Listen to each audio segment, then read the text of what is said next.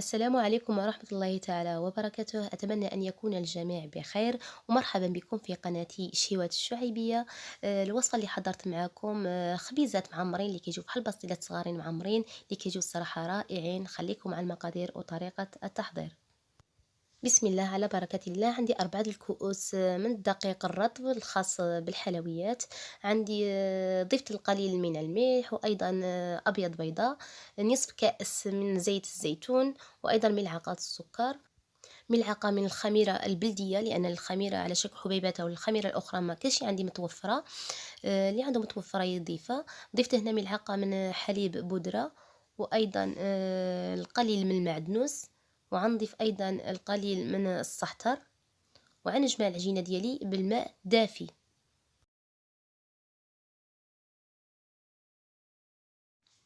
والآن غنجمع العجينة كما كتوضح لكم الصورة، حتى نحصل واحد العجينة تكون متماسكة وتكون رطبة، باش يجينا العجين هشيش ويجينا خفيف. كما كتلاحظوا الآن العجينة هي يعني مجموعة كما كتلاحظوا. فقط الآن غنغطيها بالسلوفان، ونغطيها ايضا بشي فوطه ونخليها تخمر لمده 10 دقائق. والان نحضروا الحشوه اللي غنوضعوها لداخل هذه الخبيزات. بالنسبة للحشوة وضعت زيت الزيتون في المقلاة، ووضعت عليها أيضا البصلة مشلضة، من بعد وضعت عليها أيضا الجهدة مشلضة أو خيزو. من بعد غنضيف الفلفل الأحمر وأيضا الأخضر، يعني اللي ما يتوفرش إلا الفلفل الأحمر وخضر ما يعملوا شيء، يكتفي فقط بالجزر والبصل.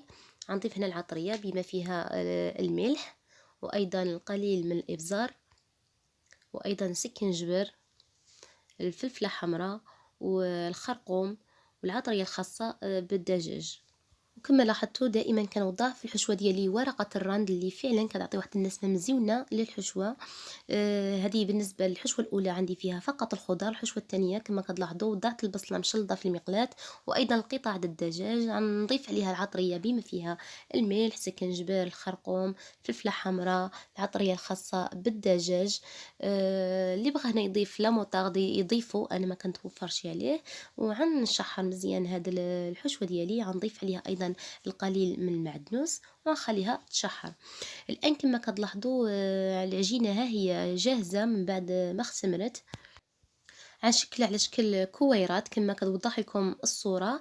بالنسبه للكويرات يعني كيبقى الاختيار ديالكم، بغيتو تعملوا يعني خبزه كبيره اولا تعملوها على شكل كويرات صغارين كما كتوضح لكم الصوره. الان من بعد ما عملت ديك العجينه على شكل كويرات وخليتها تخمر ايضا واحد 5 دقائق درتها العجينه. الان غنبدا ناخذ كل كويره وغنشكلها بهذه الطريقه، يعني كنخدمها هنا بالطحين اولا بالدقيق باش ما كتلصقليش العجينه.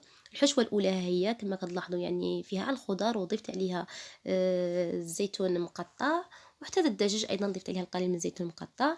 الان جمعت ديك الحشوه مع بعضها، وغنضيف عليها القليل من لاصوص اندلس اللي فعلا كتعطيه واحد المذاق عاود مزيون. والان كما كتلاحظوا غنبدا نملا هاد الخبيزات بهذه الطريقه.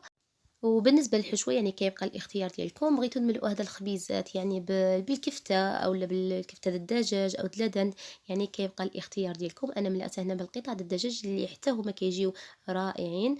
الان كما كتلاحظوا من بعد ما جمعت الخبيزه ديالي ووضعت ايضا عليها شويه الجبن المحكوك، هنا نبدا نشكل هاد الكويرات بهذه الطريقه، وغنوضعهم في الصفيحه اللي عندي مدهونه بالزيت ومرشوشه بالقليل من الدقيق.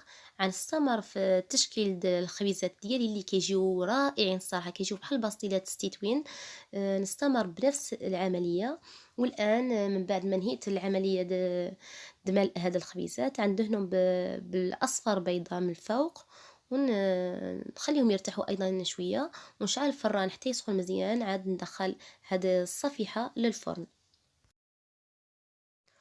والان الخبيزات ها هما واجدين كما كتلاحظوا، يعني خداو ديك التحميره رائعه الصراحه، جا فيهم الطيب مزيون بزاف. الان غنوضع عليهم القليل من الجبن المحكوك من الفوق، وغنضيف عليه ايضا القليل من الزعتر، وغنرجعهم للفران حتى يذوب ديك حتى يذوب ديك الجبن مزيان. عاد من بعد نخرجهم من الفران ونشارك معكم الشكل النهائي. كما كتلاحظوا هذا كان هو الشكل النهائي ديال الخبيزات اولا البسيطلات الصغارين اللي حضرت معكم، اللي فعلا بهذه العجينه يعني كيستحقوا التجربه واللي كيجيو رائعين. لاحظوا معايا الشكل ديالهم كيفاش كيجي مزيون وكيجيو هشاشين، وفعلا الصراحه كيستحقوا التجربه. نتمنى هذا الفيديو ينال الاعجاب ديالكم بالصحه والراحه. نلتقي في فيديو اخر ان شاء الله.